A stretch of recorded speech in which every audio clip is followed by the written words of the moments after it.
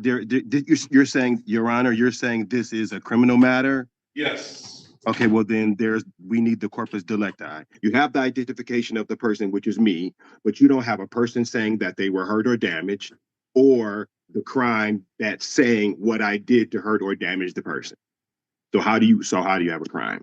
You went to law school? No, Your Honor, I have not. You're in a whole different ball game, and you need to come on to this ball game here. All right, folks, buckle up because we've got a full-blown sovereign citizen showdown on our hands today. Picture this: Judge Perkins, a man who has seen it all, sitting calmly on the bench.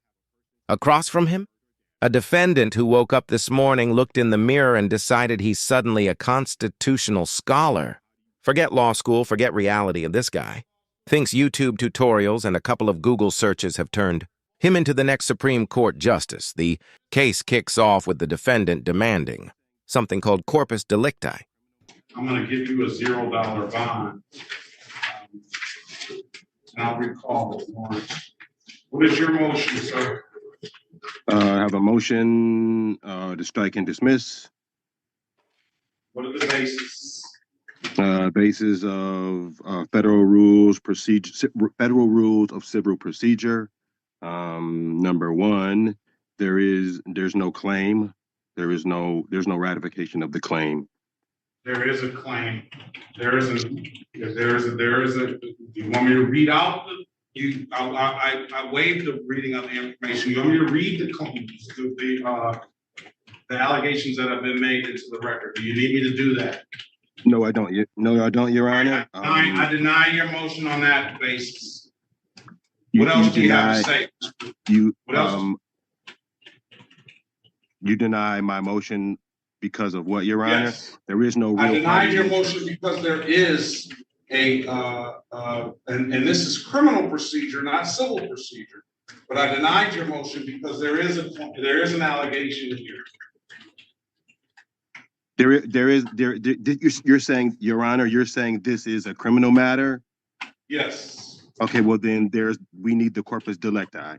And so that's what I'm asking for. If there was a criminal matter, basically what you're telling me is that something has happened, someone has either been damaged or someone has been or either someone has been damaged or someone has something has been come up missing. And if that's the case, then that means that there is a crime.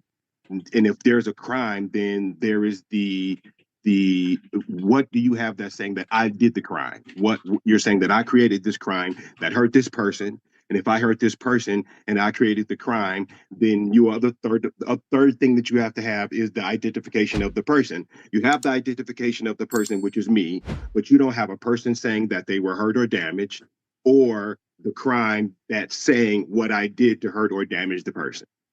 So how do you have a crime? Okay. You went to law school? No, Your Honor, I have not. And where did you get that? Where did you get that from? Where did you learn all that? I've been studying for quite some time, trying to understand what's going on. I have a different perspective as to what's being said that happened. I'm understanding more necessary for a crime to go for them to bring a crime forward. I'm understanding that a bit more. And where did you get that understanding? I've done some Cornell law studies. I've also sat down with a couple of friends who have had some issues. I picked up wherever I could, just started to study the law, just started to go back through Cornell law, started to figure out what was going on and to understand the nature of how what a crime is and everything else. So just a course of me searching it out. And you're citing Cornell law for all of that you just said to the court? No, what I did, Your Honor, was I realized that one of the biggest portions that you have to have is you have to have the corpus delicti. Now, for anyone who doesn't speak sovereign citizen gibberish, that basically means he wants proof that an actual victim exists. His logic. If nobody got hurt, then no crime exists. And he's dead serious about this. He stares at the judge like he's cracked some secret legal code, when in reality he's just mangling Latin words he doesn't even understand. Judge Perkins, though, doesn't flinch. Calm as a rock, he reminds this guy that yes, this is a criminal matter. And yes, there is an allegation.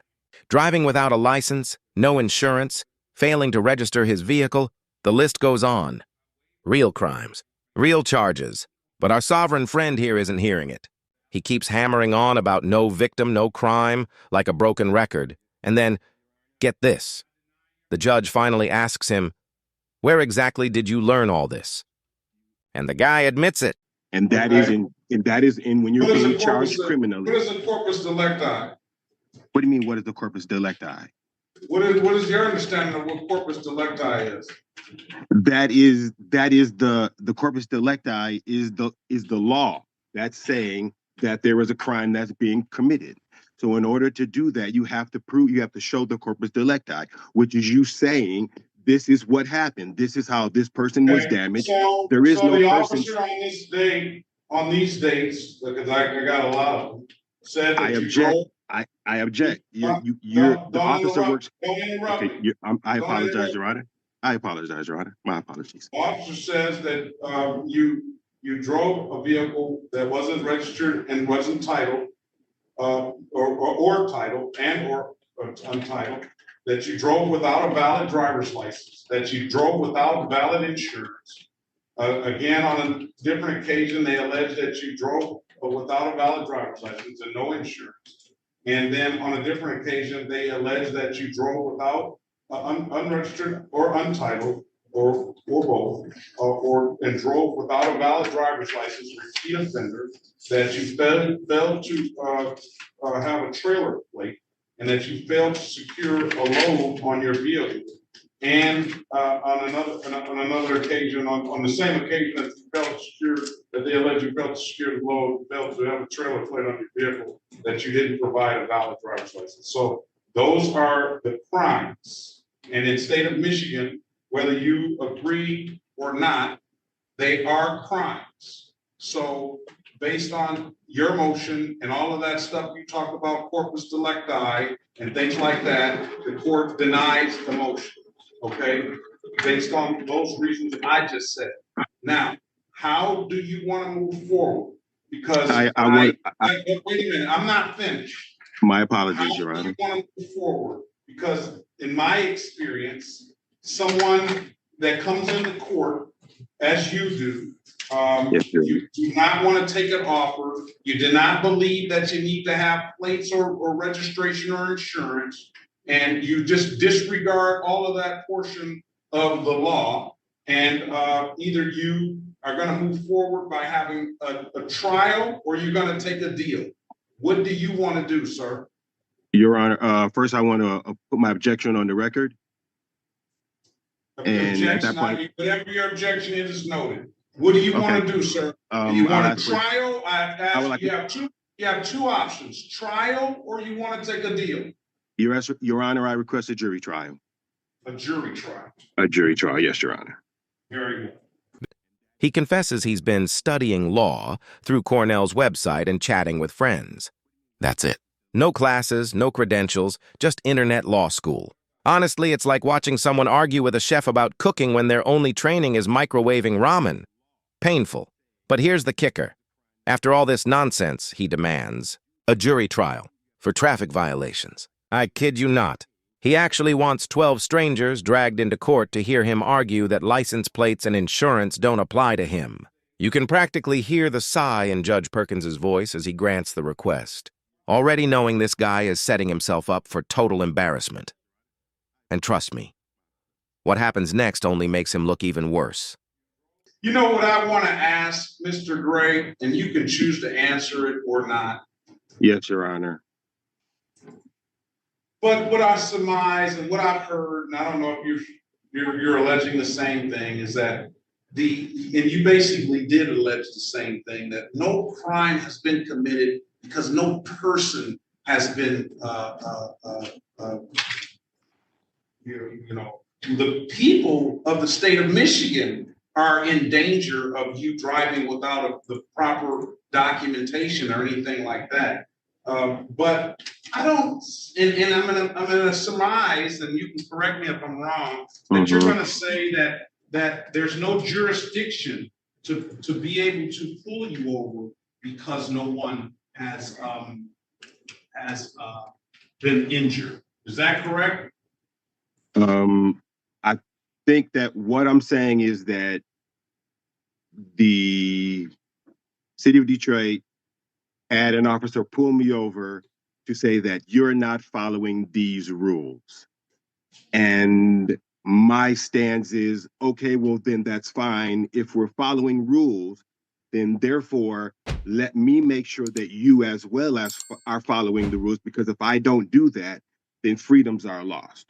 So that is in which, that is the way that I proceed, to say, okay, well then, if we're playing cards and we play and show me yours, if this is your hand, then this is mine, and let's proceed accordingly to the law. That's it. That's my only standing is, if someone doesn't stand up every once in a while and define the edges, then they all disintegrate and people lose rights. And you know something? With that being said, I would agree with you 1,000%. Mm-hmm. That's why I pride myself, and I hope I'm doing a good job for the citizens that come in here, and the police for that matter, and the prosecution, that I am calling the balls and strikes right. And if something doesn't proceed as it should, then I will dismiss the case one way or the other. But in my short time on this bench, and in my time at practicing law as a defense attorney, I get this, they can't pull me over. I've heard the corpus delicti, first time the civil procedure has been thrown at me. But from the way I see it, is that you just don't feel that the police have a jurisdiction to pull you over for these issues. Is that correct? Do I have again, Your Honor, what I feel is that if we are following rules. So now the stage is set. This man is actually marching toward a jury trial over traffic tickets. And you'd think maybe, just maybe, he'd dial it back. But no, he doubles down. He starts lecturing the judge about how police officers don't have jurisdiction to pull him over. Basically claiming public roads are some kind of no-rules zone where he's free to do whatever he wants. You can almost hear the collective eye roll in the courtroom. Judge Perkins, though, handles it beautifully. He doesn't blow up. He doesn't mock him. He just calmly lays it out.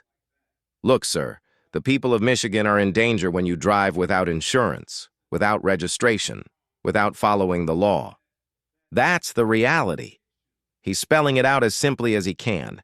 If I have to follow the rules, and every person out there, all of these officers, everybody else has to follow the rules. So if it comes down to it, what I'm going to hope that you do by the time you come back on the trial date, jury trial date is going to be March the 18th, 2025. Thank you, Your Honor.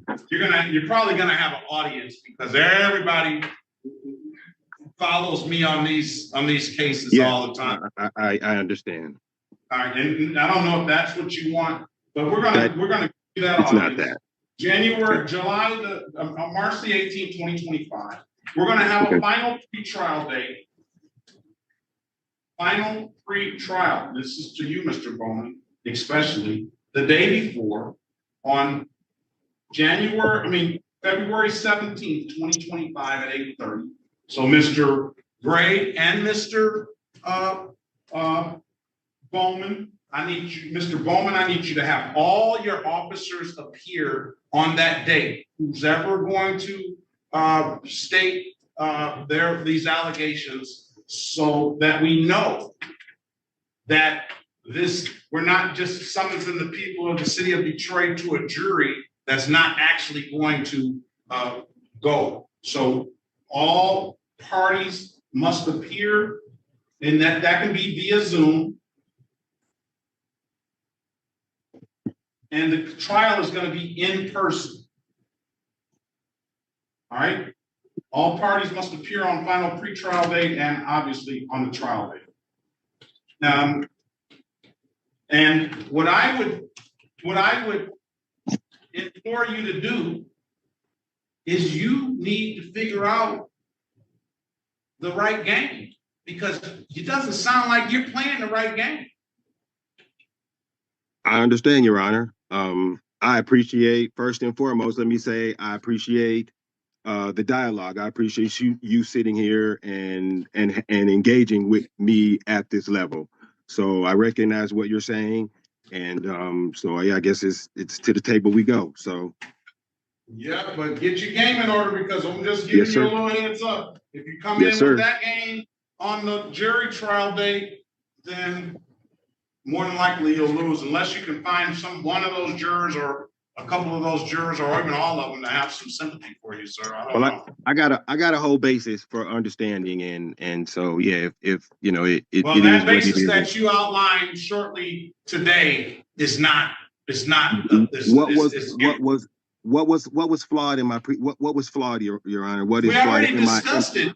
We already discussed it. The federal rules of civil procedure that you brought up as a motion to dismiss, not the right basis. The corpus delicti, they do have a corpus delicti. They do have a crime that they say has been committed. And if you read the MCL, the Michigan court rules, and the Michigan statutes, then you'll see those crimes outlined there. They have them on the tickets. They got the statute numbers that are on the tickets. So that's not the right basis. So you're in a whole different ball game, and you need to come on to this ball game here. Okay. All right. Okay. Like he's talking to a stubborn teenager instead of a grown man. But our sovereign citizen won't quit. He tries to turn it into some big freedom fight, saying if he doesn't push back, then everyone's rights will disappear. He actually compares it to playing cards like it's just a game of poker with the police. At this point, you almost want to cover your eyes from secondhand embarrassment, and Perkins, cool as ever, lets him finish. Then tells him flat out, if you show up to jury trial with this nonsense, you're going to lose. Period. The judge even warns him that unless he manages to find 12 sympathetic jurors, which, let's be honest, isn't going to happen, his arguments don't stand a chance.